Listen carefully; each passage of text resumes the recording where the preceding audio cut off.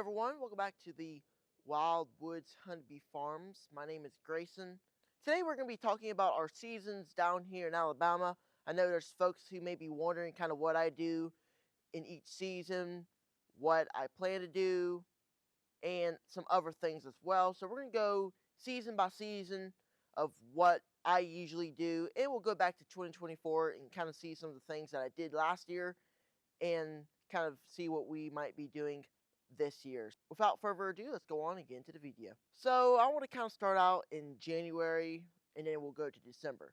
So first off, we have the season of winter, which usually starts in December, maybe late November.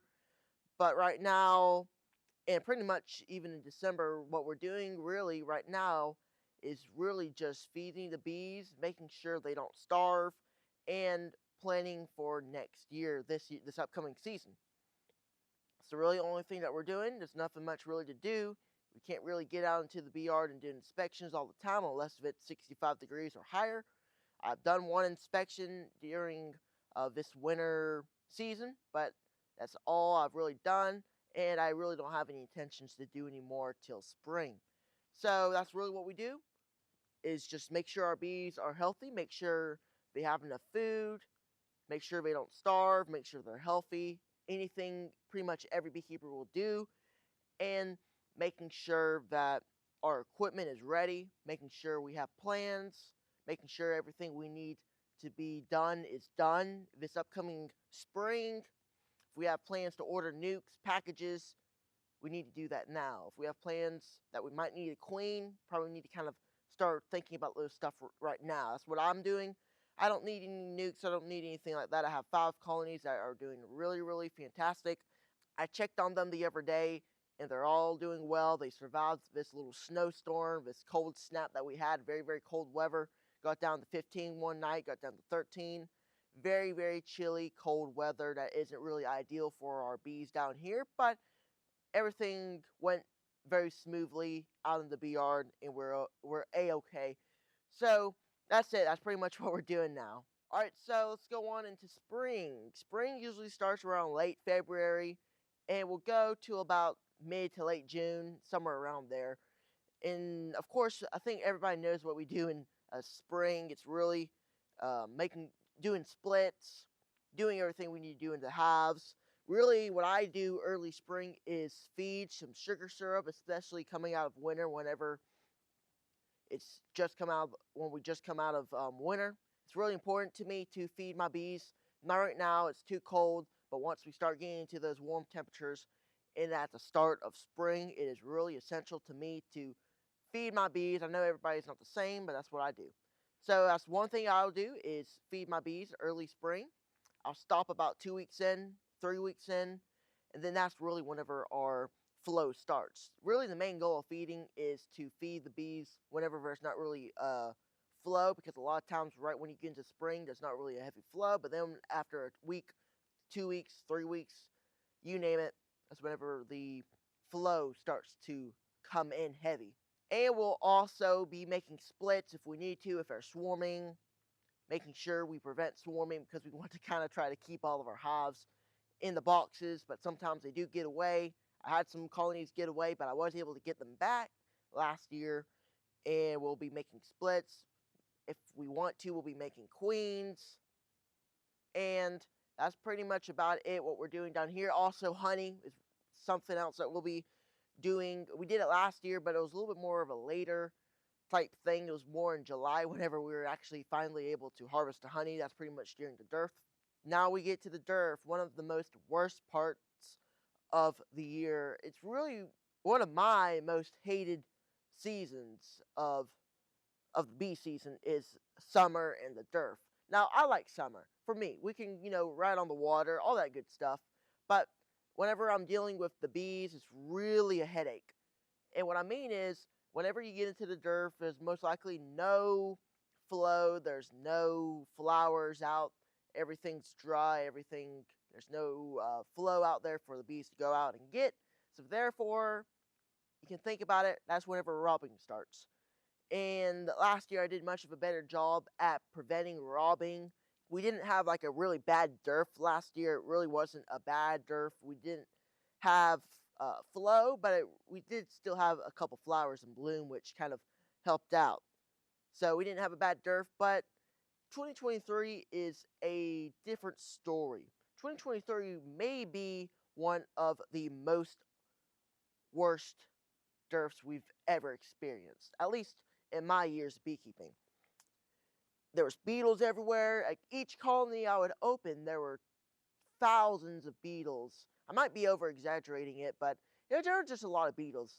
On more of a realistic level, probably about 100 or 200 beetles. And then in the bottom, there'd be so many larvae. On the frames, there would be larvae.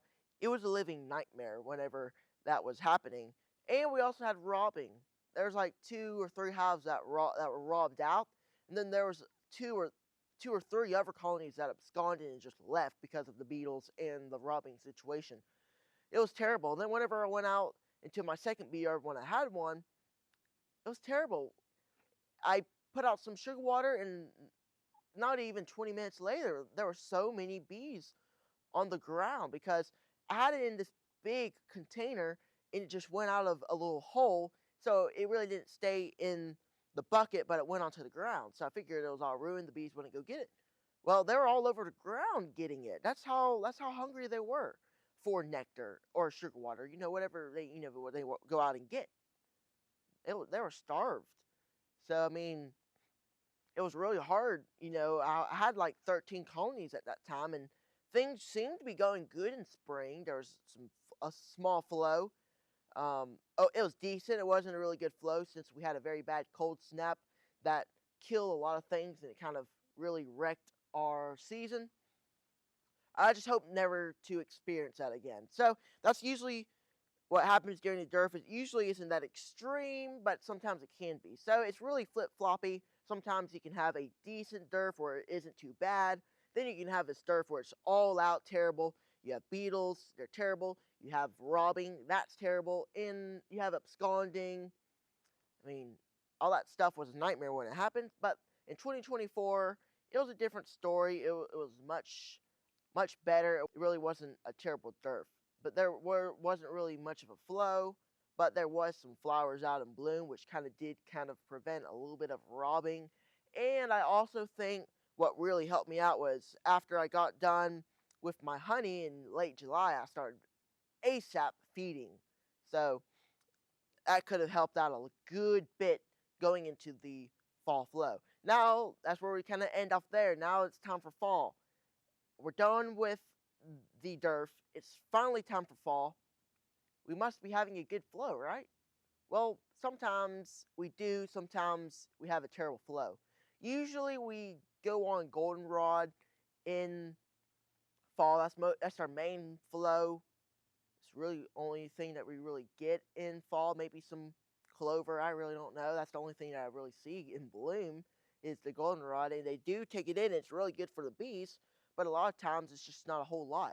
It's just not a good bit for honey production. There's 2 years in a row that I thought that we would get a good goldenrod flow that I could go out and harvest some honey, and we never got any because it really wasn't a big flow. And right whenever I saw it wasn't a really good flow last year, I had to immediately start feeding because I saw pollen coming in. I didn't see any nectar building up in the hives. So that's immediately when I started to feed. That's immediately whenever I said to myself, no, I'm not going to be harvesting any honey. There's not going to be enough. I got to start feeding these bees, and that's what I did. So that's really what fall is. What we do is we feed heavy. We feed our bees, making sure that we can kind of build our colonies up for the winter.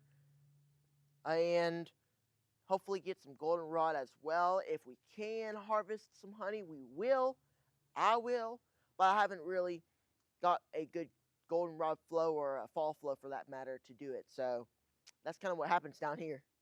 So that's where we kind of end off in fall, and that's right when we fade into November and December. 2 months of the year that is most likely just gonna be winter and cold weather. So during that time, there's nothing to talk about except for other things, some other topics, whether it be genetics and a whole bunch of other things. And That's pretty much about it. And we just kind of feed our bees, make sure we have candy boards on, sugar bricks, everything that we needed to do should have been done in fall. There are some things that I keep forgetting to mention in the other months that we do.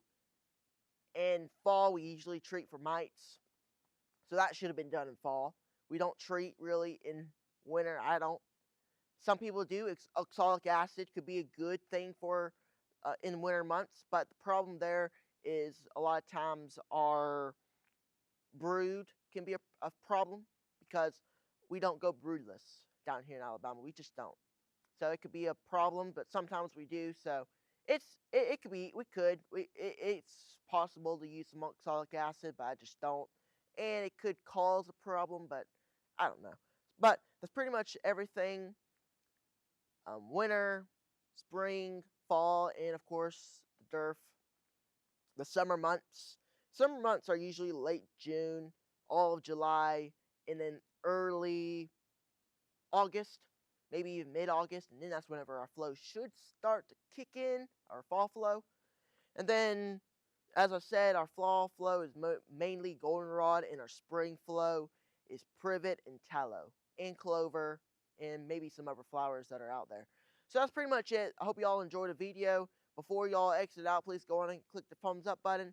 And we also have a live stream that we will be doing this upcoming Monday night, the 27th. I hope y'all will join me. I would really appreciate it. We're going to be talking about genetics, everything you need to know, breeds, how genetics work, drones, workers, and pretty much the queens, all the genetics that you probably need to know if you're a beginner beekeeper or even if you're a seasoned beekeeper, but you need to kind of go back and remember some of this stuff. So hope y'all will join me there. Thank y'all for watching. I appreciate y'all very, very much, and we'll catch you guys on the next Beekeeping video. Take care, everyone.